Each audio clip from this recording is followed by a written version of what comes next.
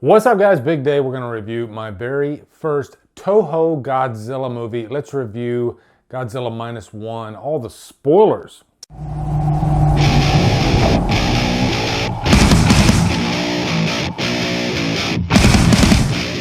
Godzilla Minus One stars Rumiki Ryosuke Hanabi and is directed by Takaaki Yamazaki.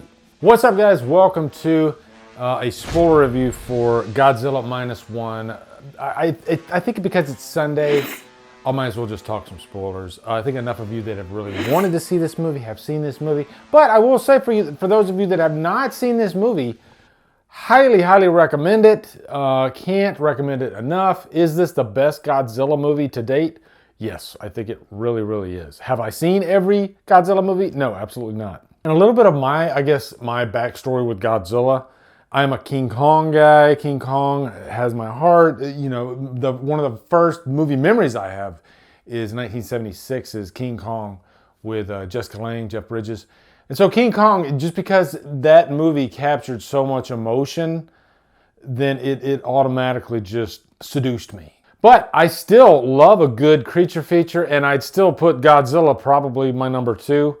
I mean, how could you not love something that's 200 feet tall as a little kid, you know, a little boy? When I was a little boy, anything that was massive and big for some reason, I was just gravitated towards, you know. That's what she said. That was just pure entertainment for me. Something that's larger than life, this monster that's walking through the city. Yeah, that's very cool. And I think a lot of us, we still think that's cool, right? And I'll even say, I don't dislike any of the Godzilla movies that I've seen, except for maybe Kingdom of the Monsters, because the characters in that movie were just godly unbearable, okay? I can put up with characters that are just kind of there. They don't really get in the way of the monster action. But if they get annoying to me, then I can't deal, okay? I can't deal, and that's just me. A lot of people like Kingdom of the Monsters. Good for you. Glad you did. But that's the only one that it's hard for me to go back and watch. You know, I think The Meg is a good example. I hated that movie so much because of the characters being really stupid and annoying.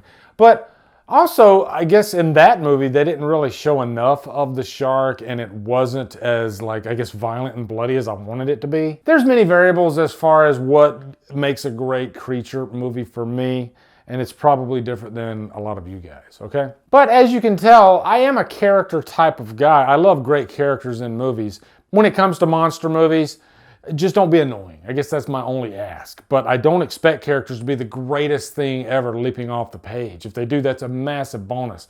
And boy, are they in this movie, Godzilla Minus One. And huge shout out to Evan Thompson. He asked me just today if I'm going to talk about this movie. And if I do, am I going to do like a spoiler review? And I was like, you know what, Evan, I think I'll just go ahead and make this one a spoiler review, okay? I'm not going to go digging so deep, but I'll definitely give you some spoiler beats along the way, and I think it'll help with my review. But as far as the quick plot synopsis for this movie, I like that it took place post-World War II, 1940s.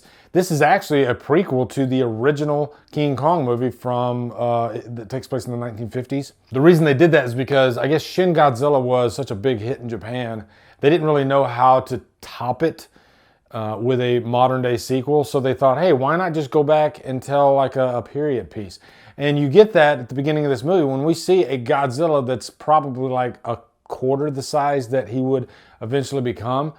And right away, I thought that was really cool. Our main character here is this character, Kyoichi. He was a kamikaze pilot. Really, at the end of the day, this is a movie about regret that focuses in on this main character. He basically lied and stated that there was a problem with his plane, but he was scared. You know, and I think a lot of us can relate to that. Sometimes we're scared and we make the wrong decision, and then maybe eventually we have the ultimate redemption for ourselves, and we end up doing something that we're proud of. And that's really what this story is.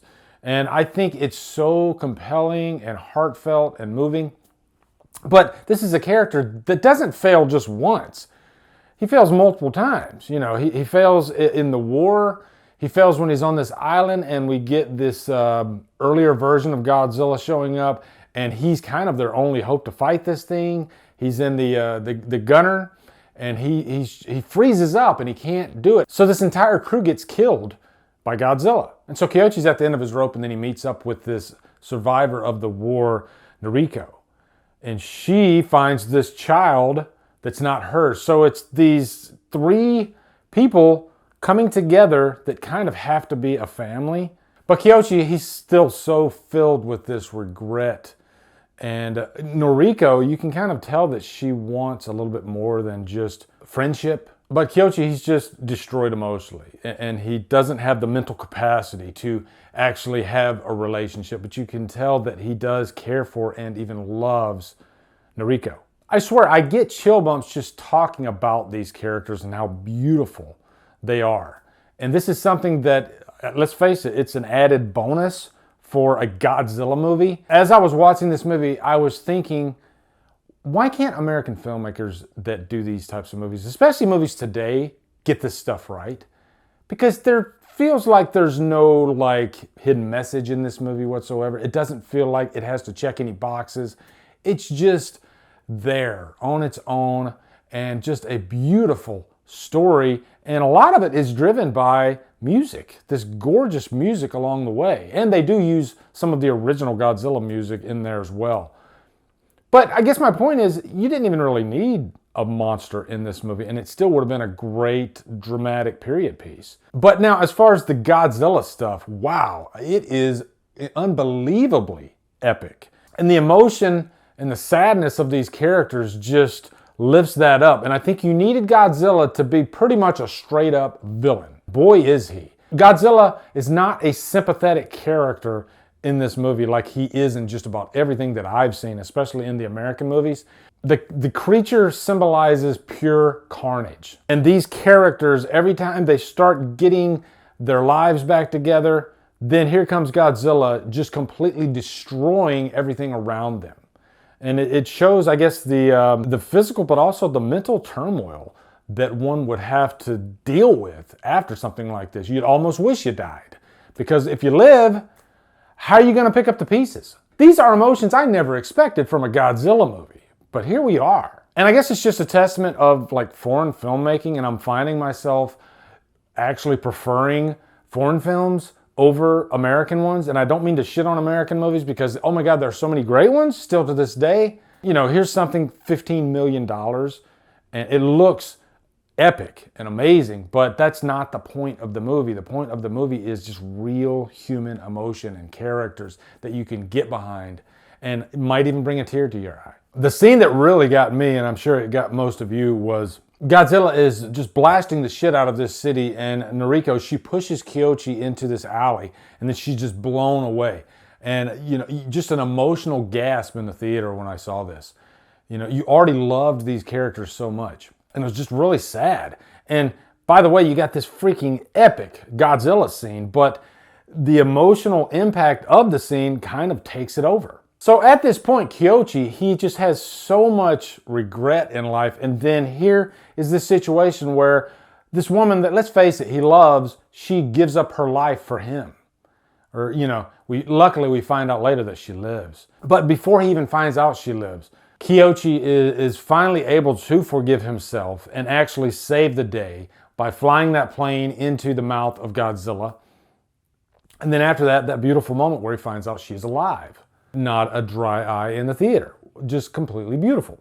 Guys, I can't praise this movie enough. I'm really hoping that it catches on in the States and it becomes a big hit. And wouldn't that be so cool, because this is the anniversary of the original and Godzilla is still king. And guys, don't get me wrong. There's so much fun, great Godzilla action in this movie when he releases like that nuclear blast and you see his plates on his back start amplifying and the camera's like moving up his spine.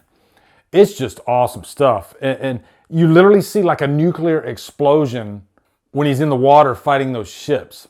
And the CGI looked amazing for Godzilla. You know, he looked like the Toho Godzilla, and he almost looks a little practical even though he is fully CGI.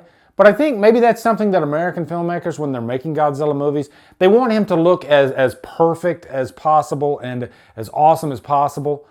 And let's face it, when you compare him to the way like the newer Godzilla movies look, yeah, Godzilla looks, I guess, More expensive? You're right. But I guess at the end of the day, that doesn't matter. That's the point of this. We love this Godzilla character, even though he doesn't look like he costs as much to make as the American version, because of the story. And you buy into it. That's why a lot of those 80s movies with the practical effects, you love them so much, even though you know that that's not real, but the story just really anchors you into it, and you can't help but believe. And that's what this movie did. It was just a beautiful, beautiful movie. Is it my favorite movie of the year? I haven't decided yet. It might be. And boy, I did not expect a Toho Godzilla movie to be possibly my favorite movie of the year. So definitely a Trapped on an Island. Saw this with my son. We enjoyed the hell out of it. You know, we both love these types of movies. But I remember we were like texting each other the next day and said, I can't stop thinking about this movie. Don't you love that, guys, when you have that feeling? Like, I can't stop thinking about this movie. That doesn't happen as much these days. So anyway, let me know your thoughts on Godzilla Minus One. By the way, I don't know what that minus one. I'm still trying to figure out what that means when I watch the movie. I don't know. But let me know what you guys think of Godzilla Minus One in the comments. Also, be sure to come over to Killer Flicks, where we talk horror all day and every day. On Fridays, we review of our Fridays. Follow me at Drumdums on my socials. Support me on Patreon. Buy me a coffee. And guys, thank you so much for watching. Have a good day. Drumdum out.